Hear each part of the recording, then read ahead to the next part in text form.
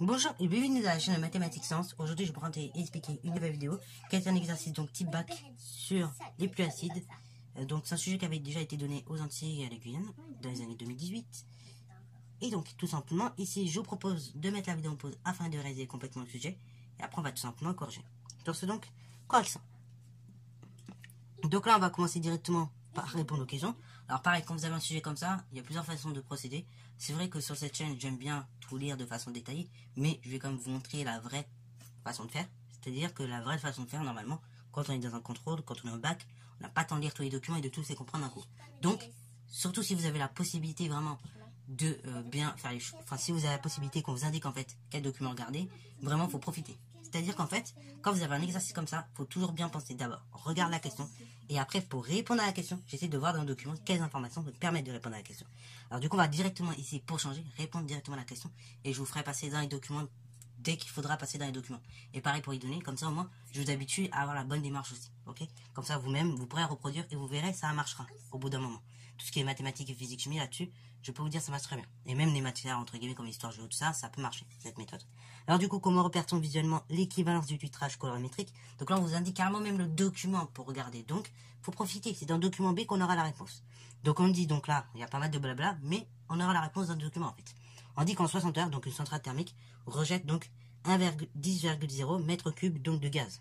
La totalité de ce gaz est donc récupérée et mise à barboter dans 1 litre d'eau. Ok, on obtient ainsi une solution S0 que l'on va analyser. On place donc un volume V0 de la solution S0 dans un R meilleur. Ensuite, on va verser tout simplement dans cette R meilleur donc une solution de concentration C1, donc 1,00 fois 10 exposant moins 4 mol par litre en perganote donc de potassium jusqu'à la persistance donc tout simplement de la coloration rose, ok, jusqu'à en gros quand on verra la coloration rose.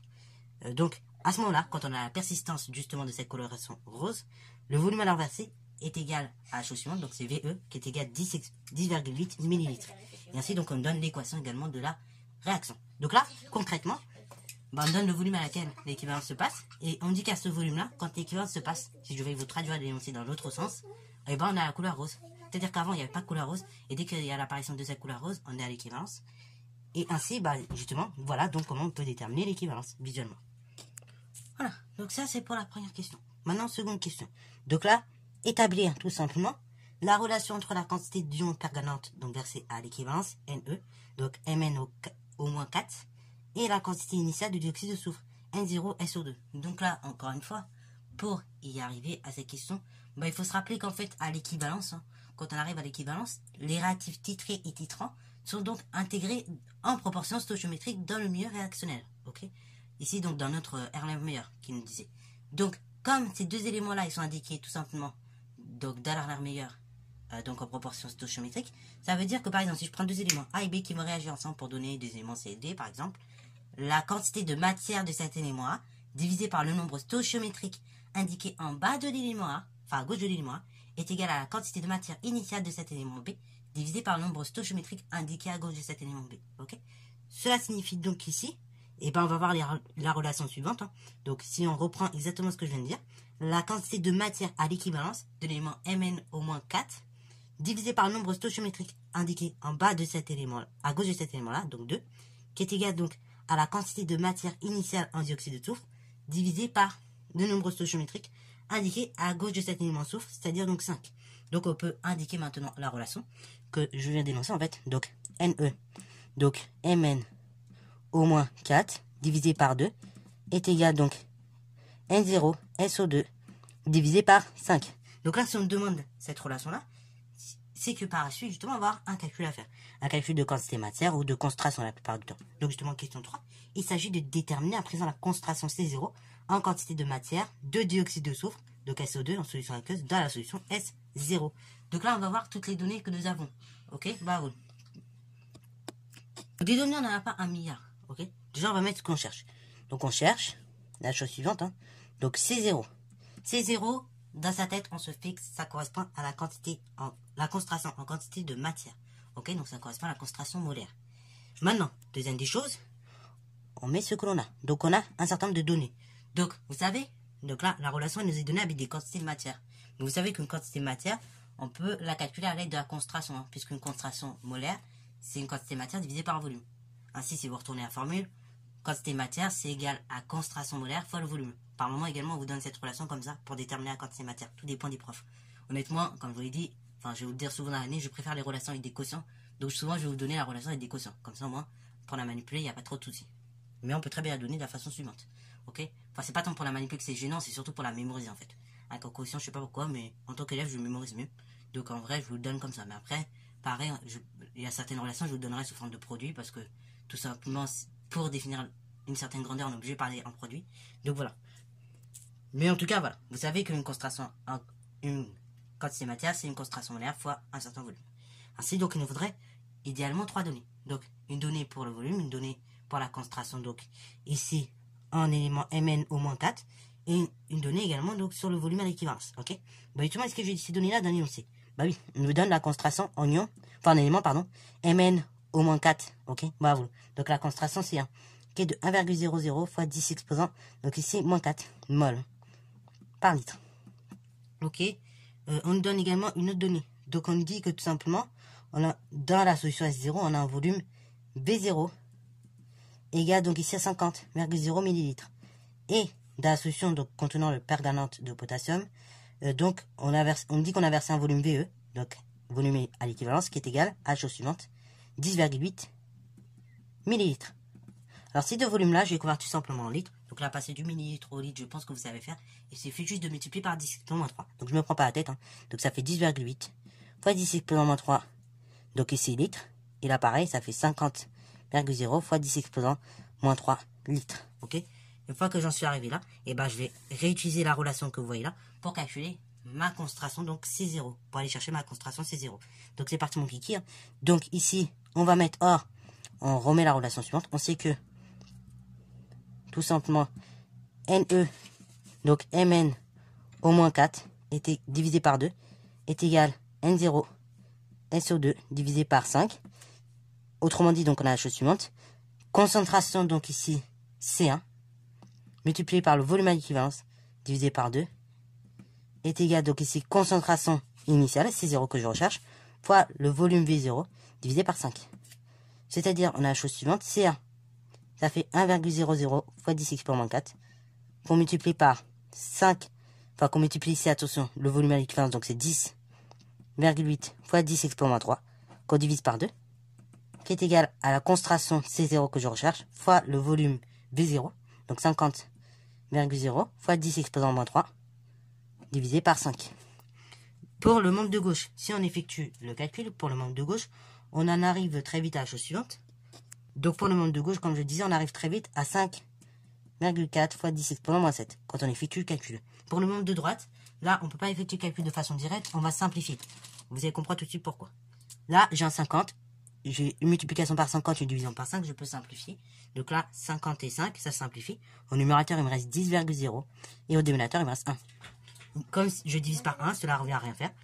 Donc en fait, eh ben, il me restera C0 fois 10,0 fois 10 exposant -3. Donc ça fait tout simplement C0 fois 10 exposant -2 même. Ok, bravo. Alors, maintenant on en arrive là. Donc on en arrive là, bah il suffit juste, vous voyez, vous voulez C0. Donc vous voulez isoler C0, bah il faut que je divise par 10 exposant -2. Et ainsi, donc je vais obtenir 5,4 fois 10 exposant -5 égale C0.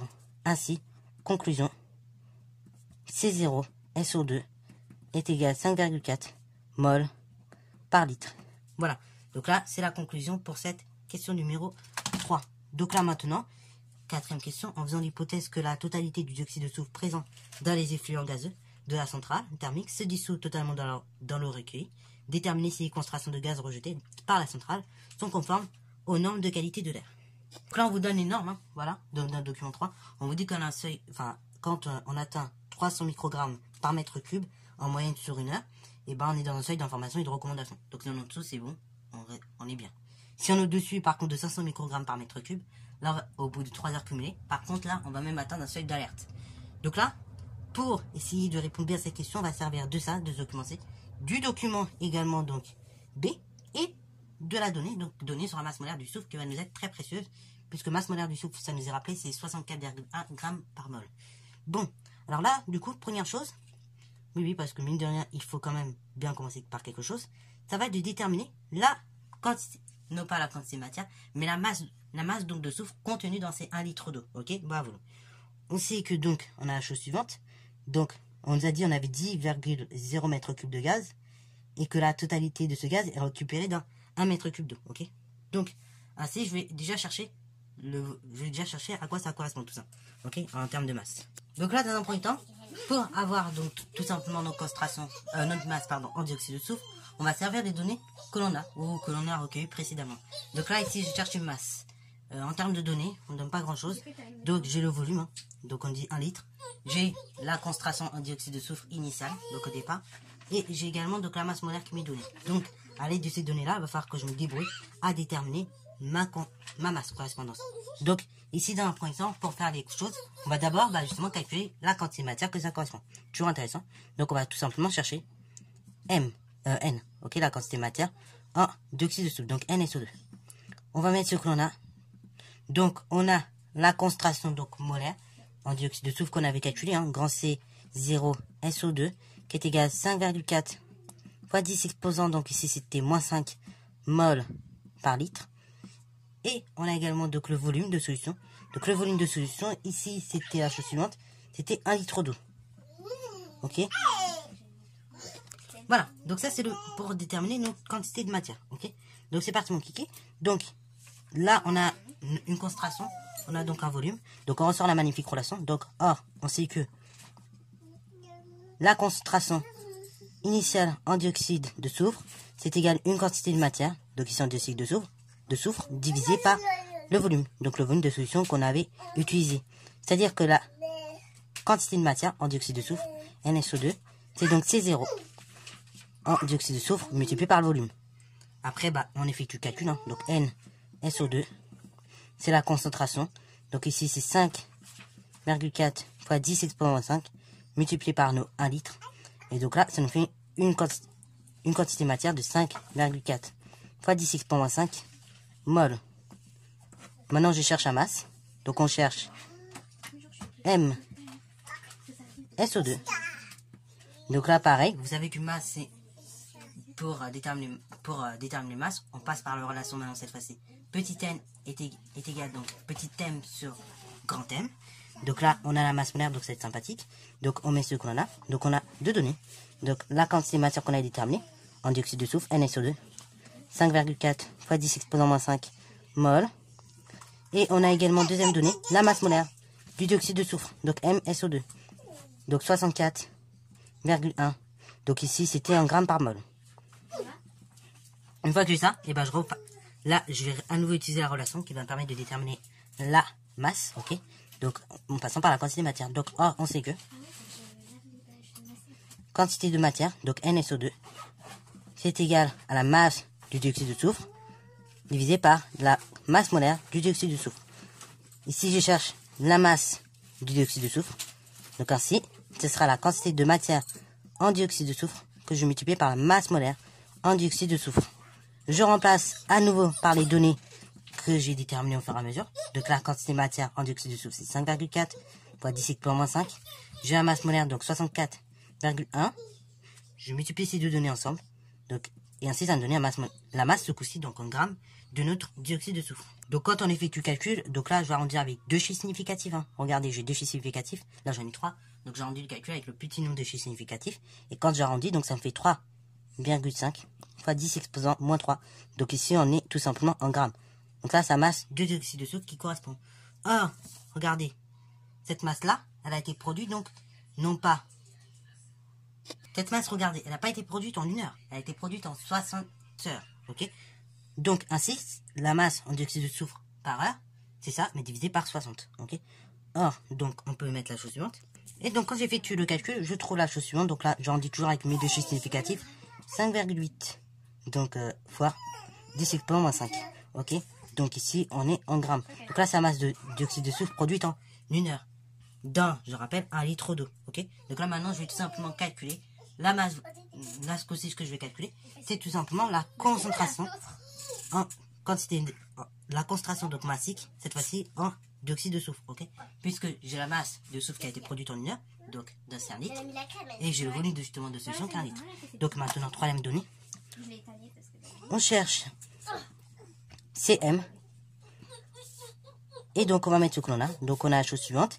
On a deux données. Donc la masse M' en dioxyde de soufre produite en 1 heure, 5,8 fois 10 exposant moins 5. Donc ici c'était en grammes. Et j'ai également donc deuxième donnée. J'ai le volume de solution, donc 1 litre. Ok. Une fois que j'ai ces deux données là, bah, je restitue ma relation. Donc, or, on sait que Cm, c'est égal la masse en dioxyde de soufre produite en 1 heure divisé par le volume. C'est-à-dire la chose suivante, 5,8 fois 10 exponent moins 5 grammes divisé par nos 1 litre. Ok. Alors là, c'est 5,8 fois 10 exponent moins 5 grammes. Je peux même directement les convertir en microgrammes. Ça fera donc, si je convertis, 5,8 fois 10 exposant 1 microgramme. Ok. Donc d'ailleurs, c'est ce que je vais faire ici. Hein. Je vais tout simplement convertir en microgrammes. Comme ceci. Hein, donc on va le noter. Hein. Je vais le noter quelque part pour que vous puissiez comprendre. Voilà d'où ça sort d'ailleurs ce 5,8 fois 10 exponent 1 microgramme. Ça sort du fait que quand on va passer du gramme au microgramme, on multiplie par 10 exponent moins 6. Et comme du coup on avait déjà 5,8 fois 10 exponent moins 5, du coup 10 exponent moins 5 fois 10 exponent 6, ça fait donc 10 exposant moins 5 plus 6, donc 10 exposant 1 microgramme qu'on divise par 1 litre. Ce qui fait 5,8 fois 10 exposant 1 microgramme par litre, qui est largement inférieur à nos 300 microgrammes par litre. Ok, voilà. Donc ainsi, la centrale en conclusion respecte bien les normes de sécurité. Ok, les normes de sécurité et notamment les normes les normes pour la qualité de l'air. Ok, donc je vous mets juste ici parce que je n'ai pas d'explication pour ça, mais voilà. Donc voilà, c'est tout pour cette vidéo. J'espère qu'elle t'a plu. Si c'est le cas, comme d'habitude, n'hésitez pas à la liker, commenter et balancer toi en mathématiques et en sciences.